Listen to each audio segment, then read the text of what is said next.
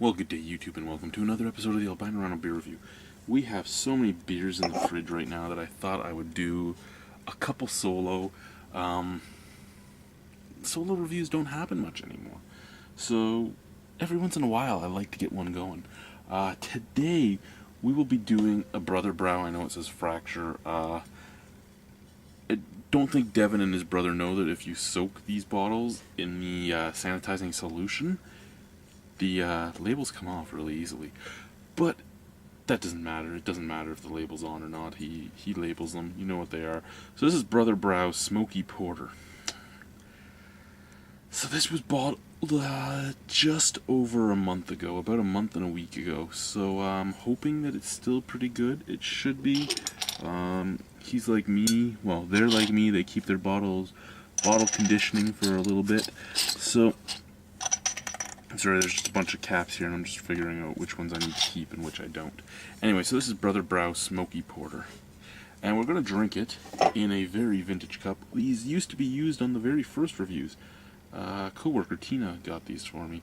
So we got a vintage Molson Export cup. The gold rim is even almost gone. Now I've chattered on too long. Let's just open it up and see what we have here. So I do believe this is another Brewer's Best kit, if I do remember correctly.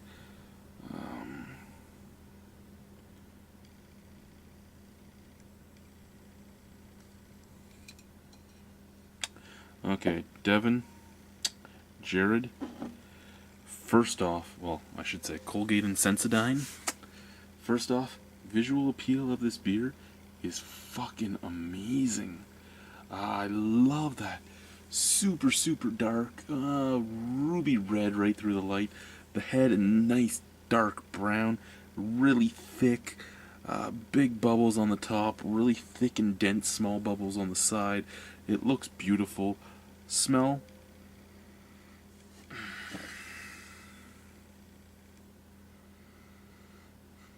Okay, a little to be desired on the smell. It smells a lot like, say, the Labatt Porter out of Quebec, not out of Montreal. Well, sorry, out of Quebec, not out of the U.S.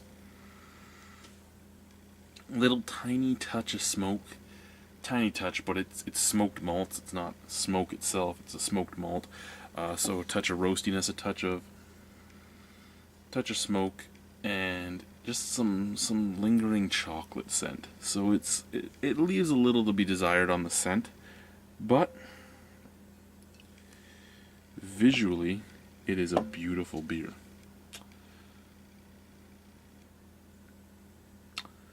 Let's try it. Cheers.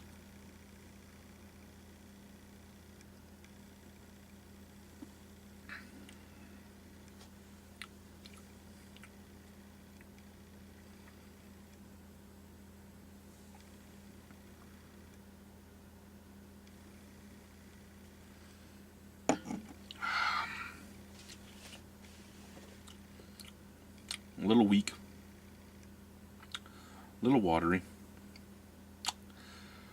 a lot of roastiness though.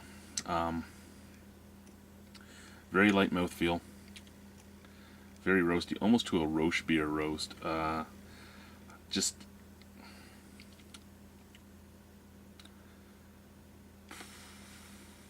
burning oak almost tasting. Not my thing. I'll be completely honest with you. I don't think I can give them any feedback on how to make it better. I think this is mostly just due to the Brewer's Best kit. They never told, well, Dev may have told me when I was drinking, but I don't remember anything they added. I don't know what adjuncts they put in this for their own spin on it. I don't know anything they did. If anything, this wasn't their full grain. Their full grain is the nut brown, which is their own recipe.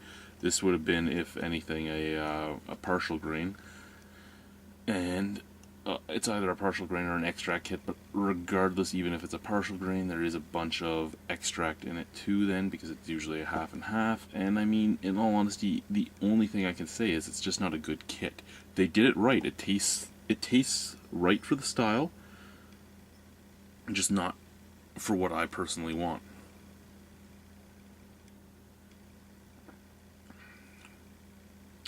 I think of everything they made, this is the only thing that would come close to failing, and it's not going to fail, it's the only thing that would come close to it.